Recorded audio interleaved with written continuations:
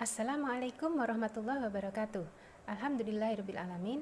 Pada kesempatan kali ini, saya Bu Hani Rohmah Robiah selaku pengajar mapel biologi di SMA Jenderal Sudirman Kalipare akan menayangkan materi tentang metabolisme, yaitu materi enzim.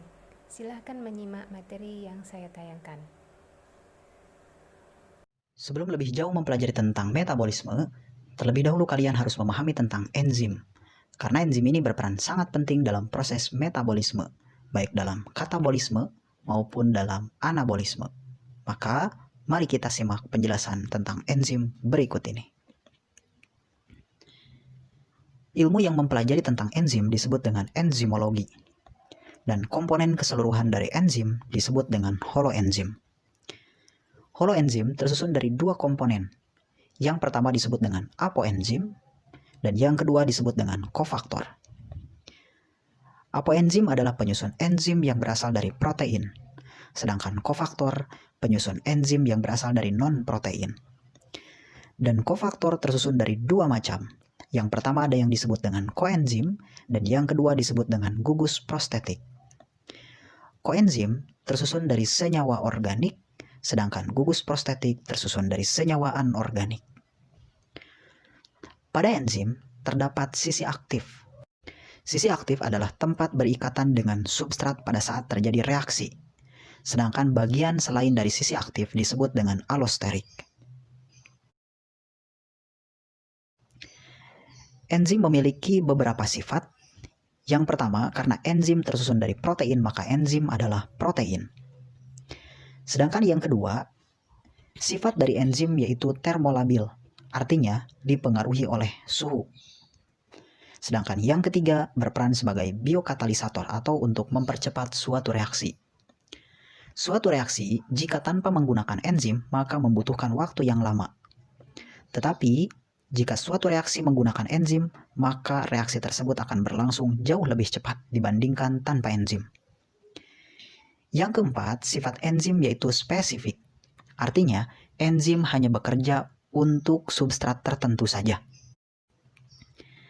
Yang kelima, bekerja bolak-balik atau reversible. Karena enzim bisa berperan untuk menyusun suatu substrat atau bisa berfungsi untuk memecah suatu substrat. Selanjutnya, enzim tidak ikut bereaksi. Karena peranan enzim di sini hanya untuk mempercepat reaksi. Selain itu, enzim juga berfungsi untuk menurunkan energi aktivasi. Untuk memecah suatu substrat, maka memerlukan energi yang disebut dengan energi aktivasi atau energi bebas. Jika suatu reaksi tanpa menggunakan enzim, maka membutuhkan energi yang lebih tinggi dibandingkan dengan reaksi yang menggunakan enzim. Karena jika suatu reaksi yang menggunakan enzim, maka akan menurunkan energi aktivasi. Jadi energi yang digunakan jauh lebih sedikit dibandingkan tanpa enzim. Berdasarkan cara kerjanya, kerja enzim dibedakan menjadi dua macam. Yang pertama ada teori lock and key atau yang disebut dengan teori kunci gembok. Menurut teori lock and key, sisi aktif dari enzim bersifat spesifik dan tidak fleksibel. Maka bentuk enzim dengan bentuk substrat memiliki bentuk yang spesifik sampai menghasilkan produk yang berasal dari substrat. Tetapi bentuk enzim atau enzim tidak ikut bereaksi.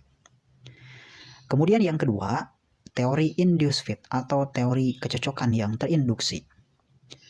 Berbeda dengan teori lock and key, menurut teori induced fit ini, sisi aktif dari enzim bersifat fleksibel. Meskipun bentuk enzim dengan bentuk substrat tidak pas, tetapi enzim akan menyesuaikan bentuknya dengan bentuk substrat, sehingga terjadi reaksi untuk menghasilkan produk yang diinginkan. Kemudian ada faktor yang mempengaruhi terhadap kerja enzim. Faktor-faktor yang mempengaruhi terhadap kerja enzim dibedakan menjadi beberapa macam. Yang pertama yaitu suhu. Karena tadi di awal sudah disebutkan bahwa enzim bersifat termolabil. Untuk manusia, suhu optimum untuk kerja enzim di kisaran 35 sampai 40 derajat Celcius. Meskipun pada bakteri tertentu ada yang mampu mencapai 70 derajat Celcius untuk suhu optimumnya. Selain suhu, ada pH atau derajat keasaman. Enzim hanya bekerja pada derajat keasaman tertentu, tergantung jenis enzimnya.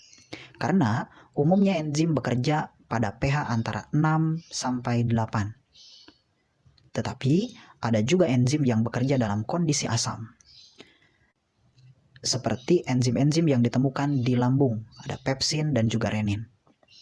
Kemudian ada juga enzim yang efektif hanya dalam kondisi basa. Contohnya enzim-enzim yang ditemukan pada usus 12 jari, seperti tripsin dan juga amilase. Maka enzim yang efektif dalam kondisi asam tidak bisa bekerja dalam kondisi basa. Begitupun kalau enzim yang bekerja efektif dalam kondisi netral itu tidak bisa bekerja dalam kondisi asam maupun basa. Selain derajat keasaman atau pH, juga ada konsentrasi. Konsentrasi di sini kita bedakan menjadi dua macam. Yang pertama ada konsentrasi enzim dan yang kedua ada konsentrasi substrat. Semakin banyak enzim sedangkan substratnya sedikit, maka reaksi akan berjalan sangat cepat. Begitupun sebaliknya, jika substratnya banyak tetapi enzimnya sedikit, maka reaksi akan berjalan lambat. Yang terakhir yaitu inhibitor atau penghambat. Penghambat di sini kita bedakan menjadi 3 macam. Yang pertama ada yang disebut dengan inhibitor kompetitif. Inhibitor kompetitif akan bersaing dengan substrat untuk menempati sisi aktif dari enzim. Sehingga jika inhibitor sudah menempati sisi aktif enzim, substrat tidak mampu bereaksi dengan enzim. Yang kedua, inhibitor non-kompetitif. Inhibitor non-kompetitif tidak menempati sisi aktif dari enzim, tetapi menempati bagian alosterik dari enzim sehingga mengubah bentuk dari sisi aktif enzim. Jika sudah berubah, maka substrat tidak bisa bereaksi dengan enzim. Dan yang terakhir disebut dengan inhibitor umpan balik.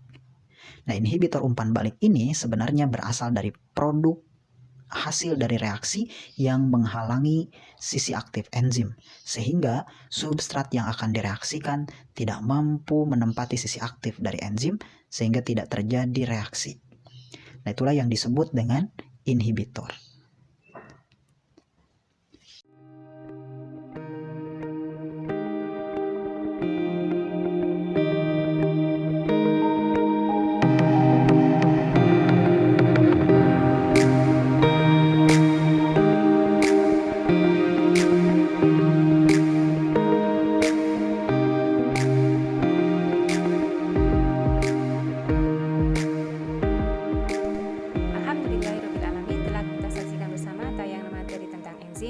Meliputi pengertiannya, kemudian komponen penyusunnya, sifat-sifat enzim, kemudian faktor-faktor yang mengaruhi kerja enzim dan cara kerja enzim. Terima kasih atas perhatiannya. Sampai bertemu pada materi yang lain. Saya akhiri. Assalamualaikum warahmatullahi wabarakatuh.